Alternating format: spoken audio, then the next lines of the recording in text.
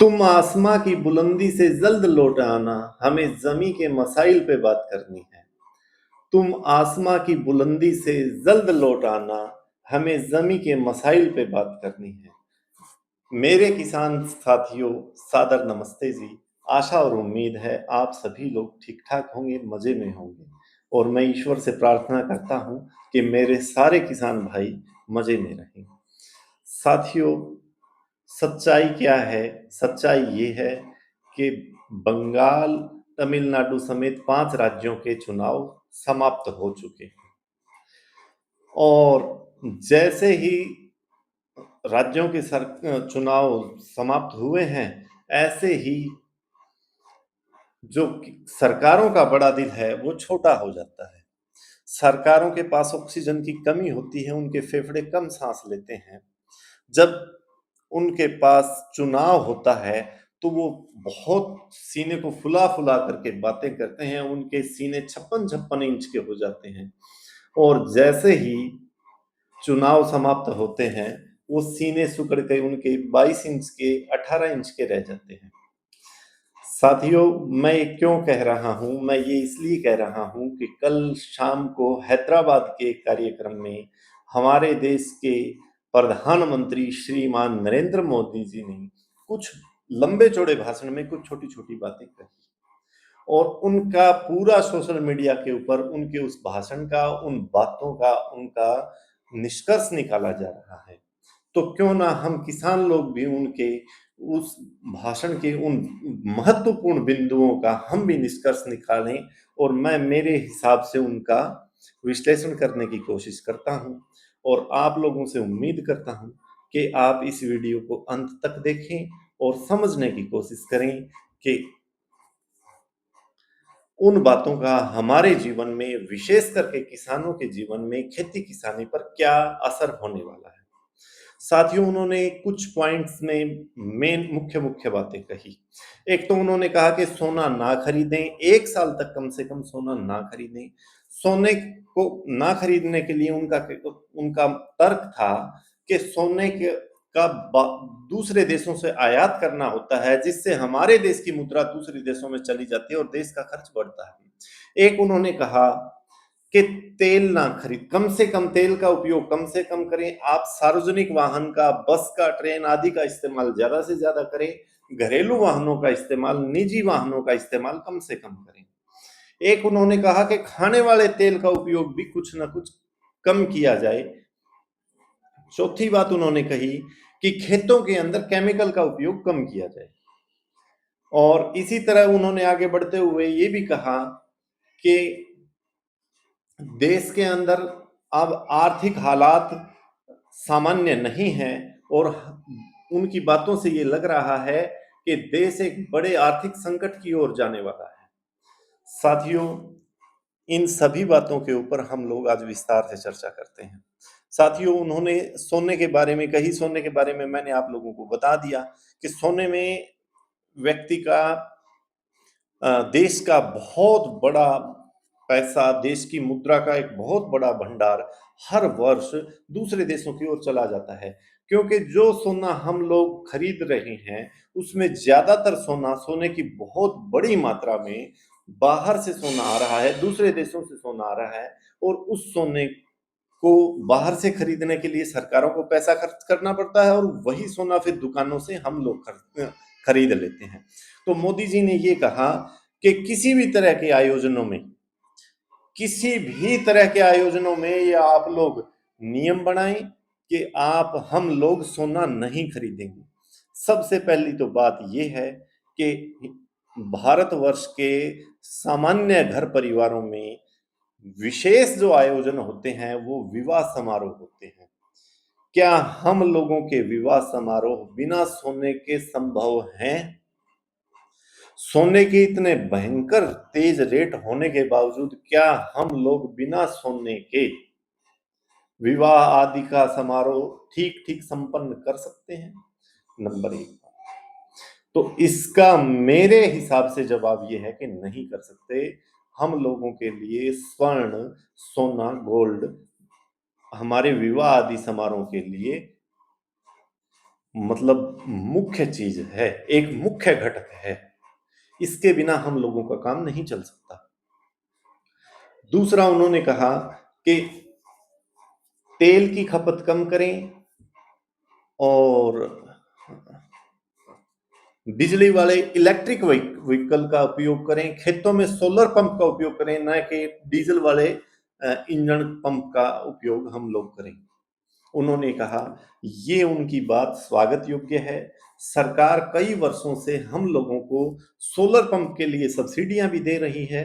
हम किसान भाइयों को इस तरफ सोचना चाहिए जिससे हमारे खर्चे धीरे धीरे कम हो जाएं। ये उनकी बात ठीक है। उन्होंने कहा कि खाने वाले तेल की भी का भी उपयोग कम कम किया जाए, क्योंकि खाने वाला उनका पीछे उनके कहने की मंशा ये थी कि खाने वाला तेल हम लोग बाहर से ले रहे हैं, बाहर से आ रहा है तो उसको खरीदने के लिए बाहर मुद्रा जा रही है, जिससे उसका हमारा मुद्रा भंडार कम हो रहा है और देश आर्थिक संकट की ओर जाएगा। तो साथियों, ये बात मैं कुछ दूसरे रूप में भी देख रहा हूं। मेरा सोचने का नजरिया किसान हितैषी है। यही सरकार जो मुद्रा बाहर से दाल और तेल वाली फसलों को खरीदने के लिए बाहर जो मुद्रा खर्च कर रही है, क्या वो मुद्रा ये सरकारें किसान को नहीं दे सकती थी? मोदी जी, आप लोग और आप लोगों की सरकार, चाहे किसी भी पार्टी की सरकार रही हो, चाहे कांग्रेस की हो, बीजेपी की हो या किसी और दल की सरकार रही हो, मैं सबको उस कटघरे के अंदर खड़ा करता हूं। मेरा किसी राजनीतिक दल से कोई ताल्लुकात नहीं है, और है तो वो मेरा निजी फैसला है। आप लोगों की भी सरकार आए हुए आज लगभग 12 साल हो चुके हैं। आप लोगों ने 12 सालों में जो मुद्रा बाहर से दाल और तेलों को खरीदने के लिए, तेल वाली फसलों को खरीदने के लिए और खाने व खाद्य तेलों को खरीदने के लिए जो मुद्राएं इस देश से बाहर भेजी हैं, अगर वही मुद्रा इस किसान को स्पोर्ट में दे देते आप, अगर उस मुद्रा का सहारा मिल जाता किसान को, तो किसान आज कितना समृद्ध होता। क्या किसान को आंदोलन करने की जरूरत होती? क्या आप लोगों की सब्सिडियों को खाने की जरूरत होती किसान को? आप लोगों का ध्यान अपने व्यापारियों, चाहे किसी की सरकार हो, ये सच्चाई है, आप लोगों का ध्यान अपने व्यापारी साथियों, क्योंकि वो आपकी राजनीतिक पार्टियों को चंदा देते हैं, ये सच्चाई है। और किसान आप लोगों को चंदा नहीं देता। उन व्यापारिक साथियों को फायदा पहुंचाने के लिए आप लोग इस देश के मुद्रा भंडार को बाहर ट्रांसफर करवाते हैं। सच्चाई ये है, जब आप इलेक्शन में थे, आपने बिल्कुल कहा, आपकी पार्टी ने कहा, सरकार ने कहा, सरकार के आदमियों ने कहा कि देश में कोई आर्थिक संकट नहीं है, सब कुछ मैनेज है और ये एक बार थोड़े से अल्प अवधि के लिए ये समस्या है और ये इस समस्या का समाधान हो जाएगा। आज आप लोगों ने देश को आर्थिक संकट में डाल दिया है। आपने जो बातें कही हैं, उसका कंक्लूजन ये निकल रहा है कि 2 से 4 दिन के अंदर एक बहुत बड़ी मार इस देश के आम आदमी के ऊपर पड़ने वाली है। पेट्रोल और डीजल के और एलपीजी के रेट बढ़ेंगे और बहुत बड़ी मार इस देश के आम आदमी को पड़ने वाली है। और उसका नतीजा, अगर पेट्रोल डीजल और एलपीजी के दाम बढ़ेंगे तो उसका परिणाम अंत तक महंगाई के एक कुचक्र को चलने के ऊपर होगा। अगर डीजल के दाम बढ़ गए तो अकेले डीजल के दाम नहीं बढ़ेंगे, सारी चीजों के दाम बढ़ेंगे। केवल एक चीज के दाम नहीं बढ़ेंगे और वो है किसान के खेत में पैदा होने वाली वस्तुएं। उनके भाव आप लोग नहीं बढ़ने देंगे। क्यों नहीं बढ़ने देंगे? क्योंकि उससे आपके व्यापारिक साथियों को घाटा होगा, और तो कोई कारण नहीं है। कृषि प्रधान देश, इस देश की ज्यादातर जनता या तो कृषि खेती करती है या कृषि खेती के लिए मजदूरी करती है, और आप उस खेती को घाटे में डाल रहे हैं। चाहे किसी भी दल की सरकार आए, किसी पार्टी की सरकार आए और कोई भी व्यक्ति इन गद्दियों के ऊपर बैठे,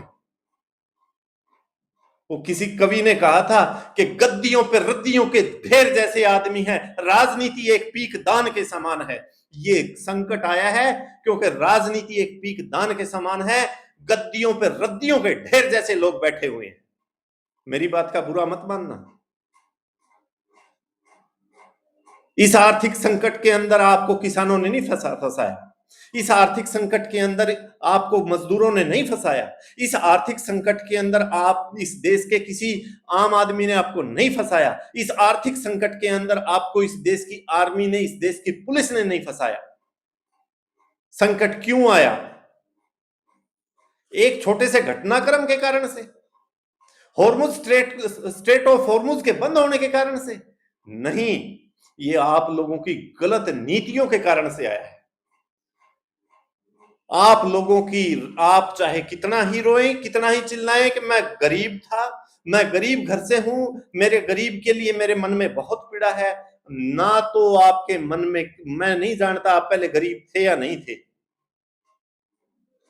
ना तो मैं गरीब हूं, मैं किसान हूं और मेरा काम ठीक चल रहा है, लेकिन मेरे पास इतना पैसा नहीं है कि मैं विदेशों की यात्रा करूं। आप बहुत गरीब थे, आपको मैं आज तक किसी ऐसे चाय वाले को नहीं जानता हूं जो चाय बेच करके और विदेशों की यात्रा और विदेश भ्रमण के लिए गया हूं। सॉरी, माफ करिएगा, मैं उस तरफ मेरा मतलब नहीं है, ना मैं उस ओर जाने वाला हूं।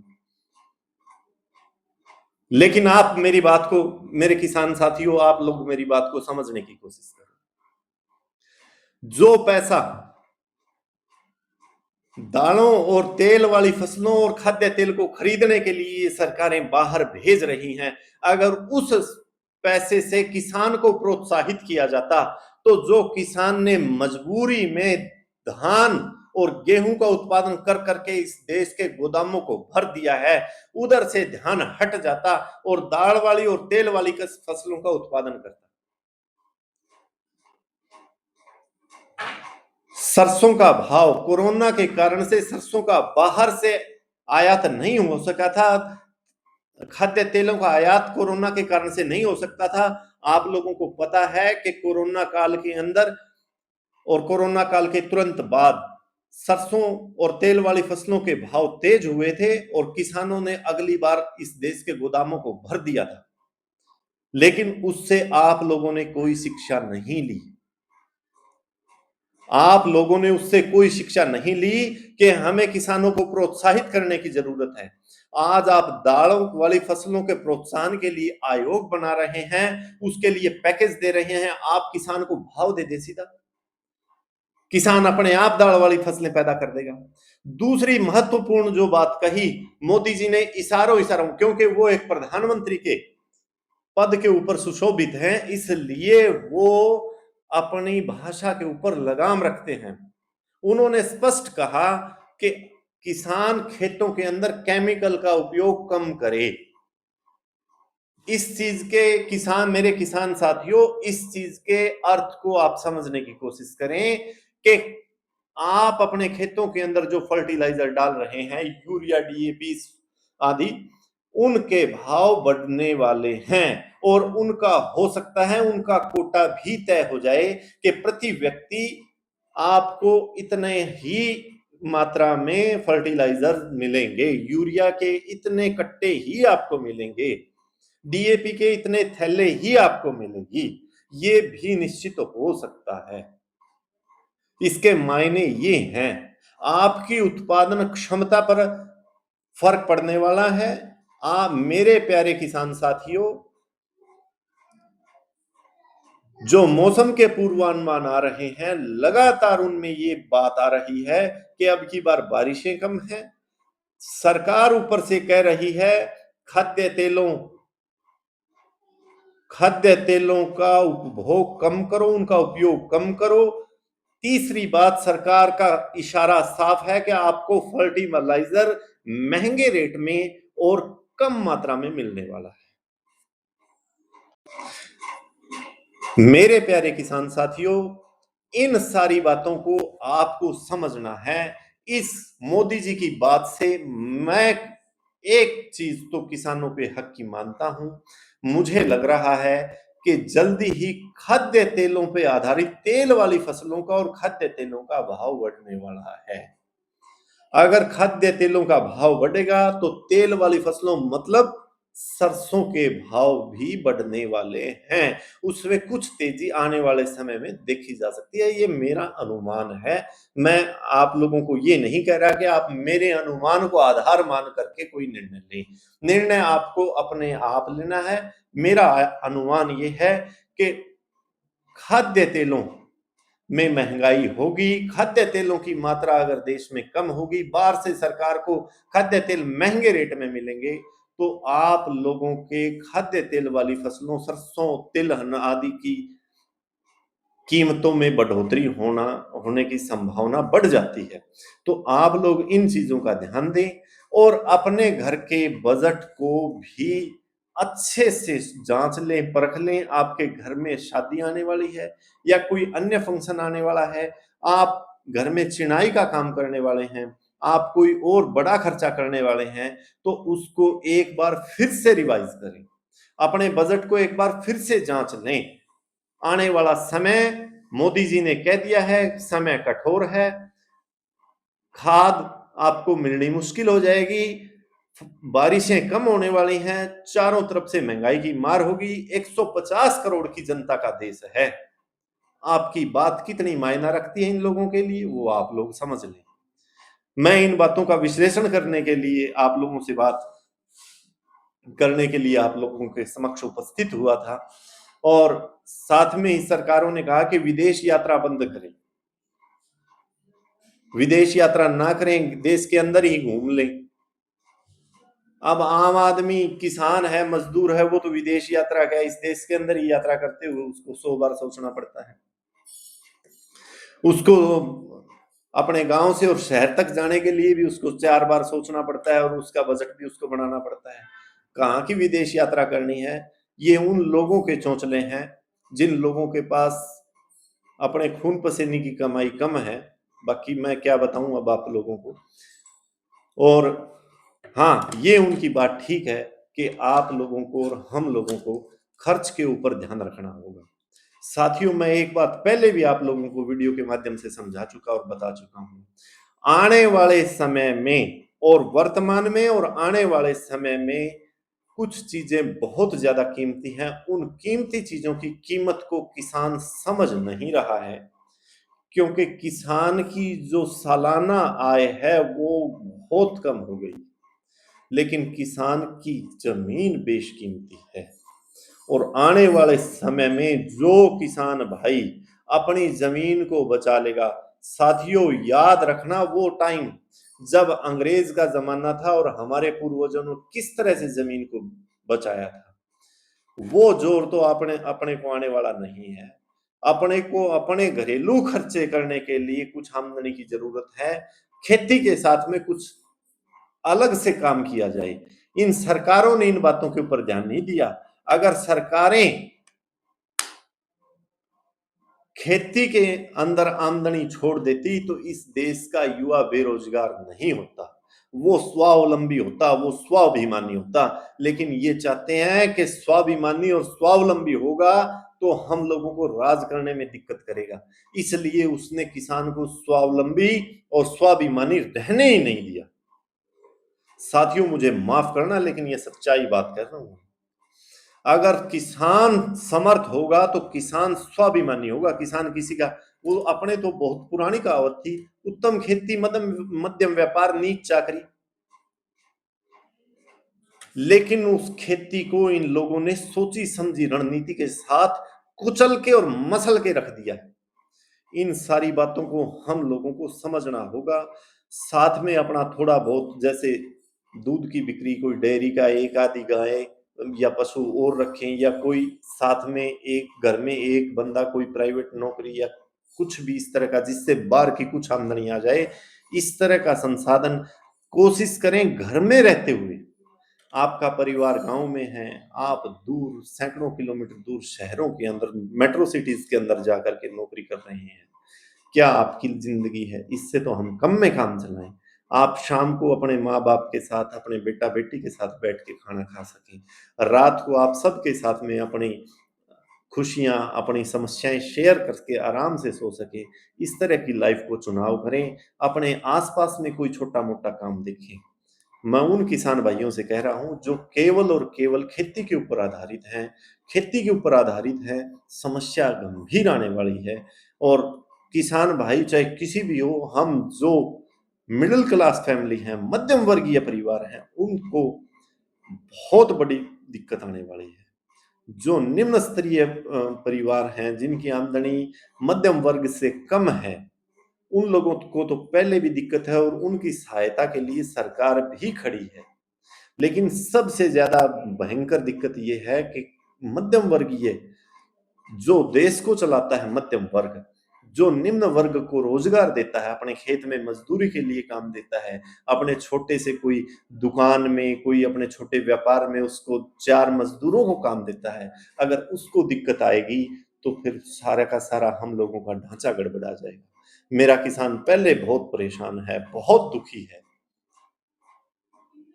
सारी चीज़ें जो बाज़ार में मिल रहा है, सारी चीज़ें 2 गुणे, 3 गुणे, 4 गुणे और 5 गुणे कीमतों में हो चुकी और किसान उसी भाव के ऊपर है। किसान को गंभीरता के साथ इन बातों का चिंतन और मनन करना पड़ेगा। तो आप लोगों ने मेरी बातों को ध्यान से सुना, उसके लिए आप लोगों का धन्यवाद।